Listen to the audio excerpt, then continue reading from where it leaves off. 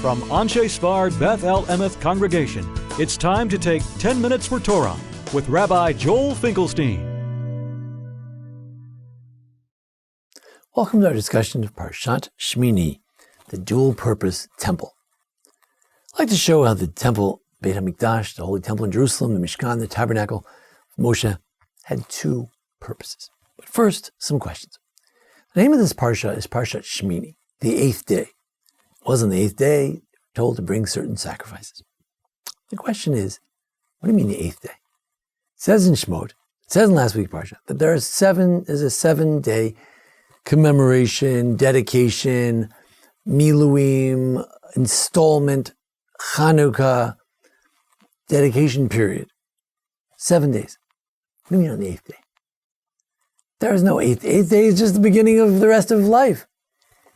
There are 7 days that are significant. All of a sudden we find out, no, on the eighth day there are special sacrifices that have to be brought. Very strange. Number 2, why an egel? Egel ben bakar, and that's Aaron brings an egel, and the Jews bring an egel. Egel, it reminds us of the egel hazahav. Why suddenly the egel? The 7 days we didn't have an egel. What's the business of the egel?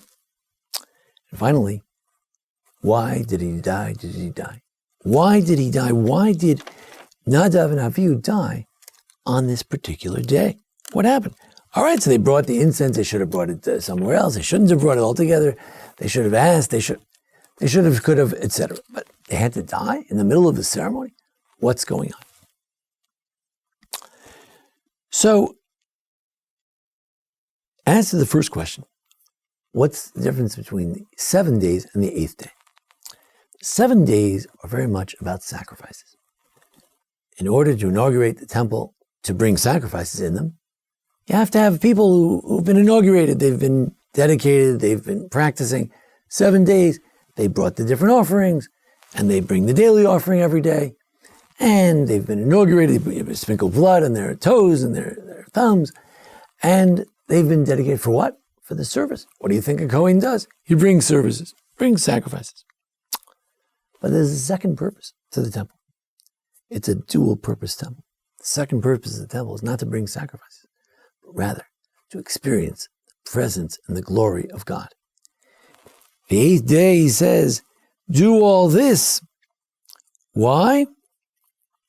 He says, Ki hayom Hashem nira lechem. Moshe says, you know why you should bring these offerings on the eighth day? Because today God is appearing to you.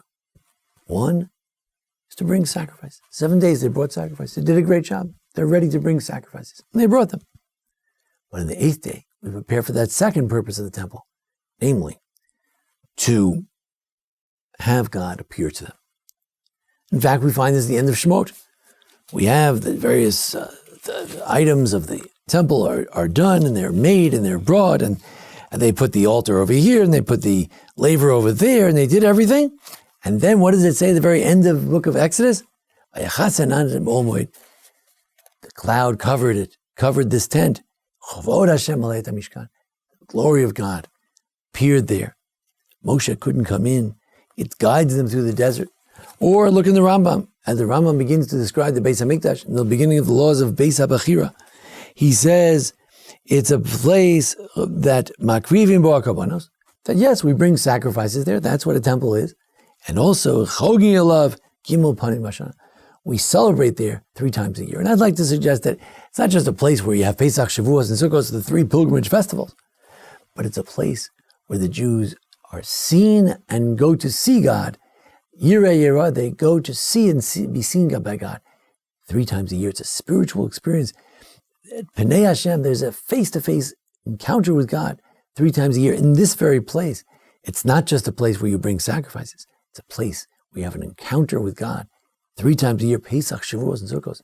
Every Jew has an encounter with God in this Beis HaMikdash. Now, why an egel? So Ramban says, well, maybe there were supposed to be 7 days of dedication. That was the original plan. And after the egel, the golden calf, the sin was committed, he said, well, you can have 7 days of dedication, but that's not going to cut it. You have to have an additional day of atonement for the golden calf, and that we do through a calf. Aaron has to bring a calf for his role in the golden calf, and the Jews have to bring a calf for their role in the golden calf. Only then can they proceed. Why were Nadav and Avihu, why did they die during this particular event? So here we turn to the words of Hanoch Waxman, a great Rebbe, my children at the Shivat Har Tzion, and he says they had to die because they committed a particularly egregious sin. Why is that? You see, in order to build the Beis HaMikdash, they needed 7 days of dedication. Good. But now that there was a golden calf, they needed to atone for the golden calf as well. What was the golden calf? Says Rabbi Waxman, I'll tell you what the golden calf.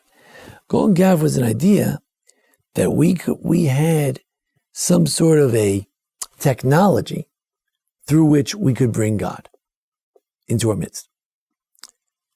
What's the technology called? A golden calf. You have the golden calf, and through the golden calf, it would be like a channel for God.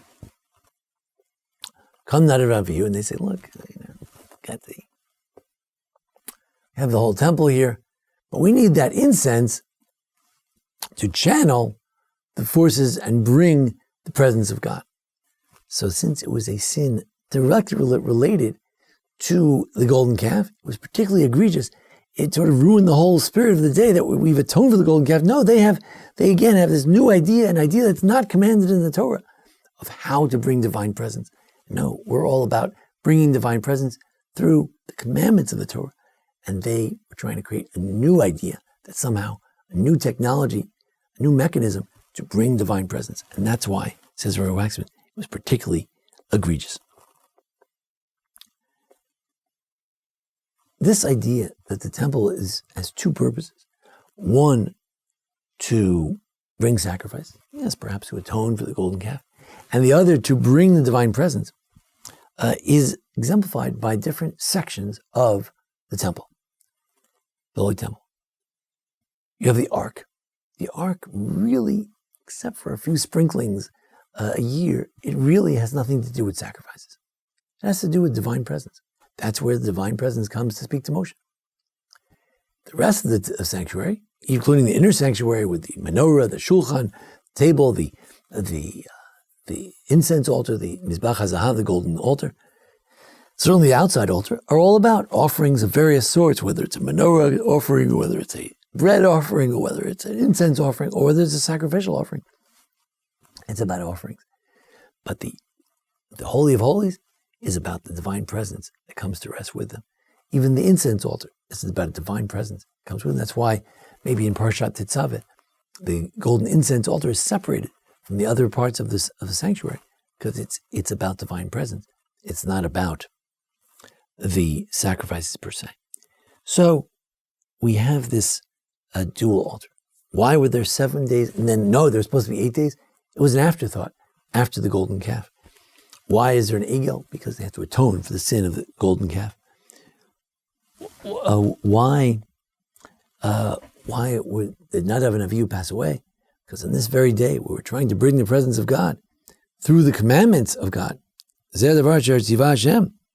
He told them, this is what God commanded. And then they did something that wasn't commanded. That's not how we bring divine presence. We bring it through the commandments, by listening to God. It's better to listen to God than to bring an offering. Don't bring me your new technologies and your new patents and new tricks of how to bring divine presence. Divine presence comes through the adherence to God and the Torah itself. And finally, there's a dual purpose. The Mishkan is there to bring sacrifice, to atone, and the Mishkan is there that God's presence should appear among us, that we can have a connection with God, not just to atone, but to go beyond atonement into the realm of a closer connection with God. This comes through what? Through adherence to the commandments. We believe that through the adherence to the commandments, we can restore Sinai, where we had indeed the divine presence. The Mishkan, as Ramban says, is to mimic the Sinaitic experience every day, that there is a place where God will appear to you. And you know how? Through the observance of the commandments. The sacrifices themselves are commandments. And it's through punctilious observance of those things that we merit to bring the divine presence. Thanks to Jason Lefkowitz, our producer, and thank you for each one of you for joining us here today at the Anshe Sephira Beth El Emet Congregation. Thank you. This has been 10 Minutes for Torah with Rabbi Joel Finkelstein. To learn more, visit asb.org.